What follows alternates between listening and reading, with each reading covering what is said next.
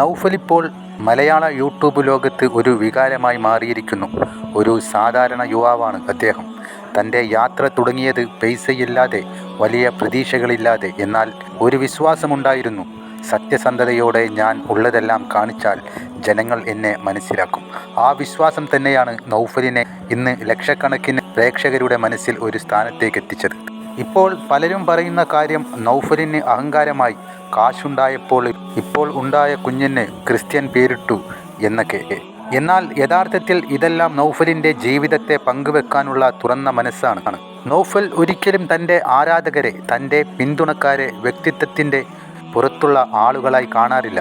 അവൻ അവരെ തൻ്റെ കുടുംബത്തിൻ്റെ ഭാഗമായാണ് കാണുന്നത്. അതിനാലാണ് സന്തോഷങ്ങളും വിഷാദങ്ങളും തുറന്നു പറഞ്ഞ് പോസ്റ്റുകൾ ഇടുന്നത്.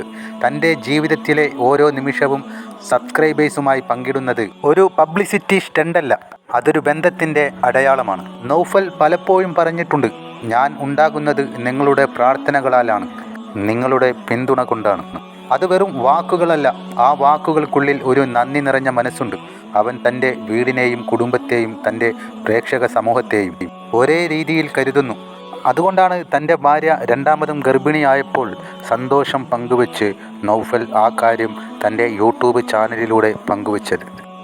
അവനെ വളർത്തിയ, അവനെ ഇന്നത്തെ നൗഫലാക്കി മാറ്റിയ ലക്ഷക്കണക്കിന് പ്രേക്ഷകരോടുള്ള പങ്കാളിത്തത്തിൻ്റെ അടയാളമായാണ് നൗഫൽ ഇത്തരം കാര്യങ്ങൾ തൻ്റെ പ്രേക്ഷകരെ അറിയിക്കുന്നത്.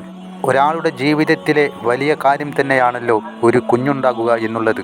ഇത് തൻ്റെ ഉയർച്ചയ്ക്ക് കാരണക്കാരായവരോട് പറയാതിരിക്കുന്നത് ഒരിക്കലും ശരിയായ കാര്യമാണെന്ന് ആർക്കും തന്നെ പറയാനാകില്ല.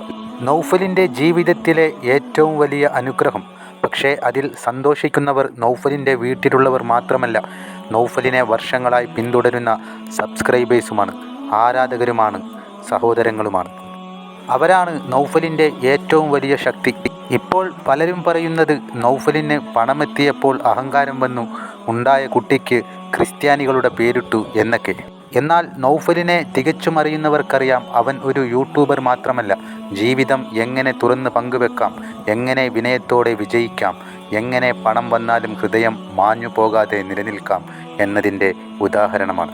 മാത്രമല്ല, ഇന്ന് നൗഫൽ തൻ്റെ കുടുംബത്തോടൊപ്പം മുന്നോട്ട് പോകുമ്പോൾ അവൻ്റെ ജീവിതം മറ്റുള്ളവർക്കും പ്രചോദനമാകുന്നു. മൂത്ത കുട്ടിയുടെ പേര് അലേഹ എന്നുള്ളതാണ്. അപ്പം നമ്മുടെ സബ്സ്ക്രൈബേഴ്സ്, ഫോളോവേഴ്സിനോട് തന്നെ ചോദിച്ചിട്ടും അതേമാതിരി ഇൻസ്റ്റാഗ്രാമിൽ നിന്ന് ഫോളോ ഇട്ടിട്ടൊക്കെ ചോദിച്ച് അങ്ങനെ കൂടുതൽ ആൾക്കാരും ഈ അലേഹ എന്നുള്ള പേരിനോട് സാമ്യമിച്ചിട്ടുള്ള പേരുകളാണ് നമുക്ക് സജസ്റ്റ് ചെയ്തത്.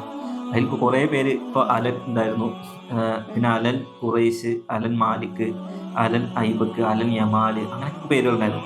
അപ്പോൾ ഞാൻ അലേഹ അലൻ കേൾക്കാനൊരു നല്ലൊരു പേരാണ്, പെട്ടെന്ന് പറയാനും ഒരു ട്രെൻഡ് ഔട്ടാവില്ല എന്നൊക്കെ ഇങ്ങനെ വിചാരിച്ച്.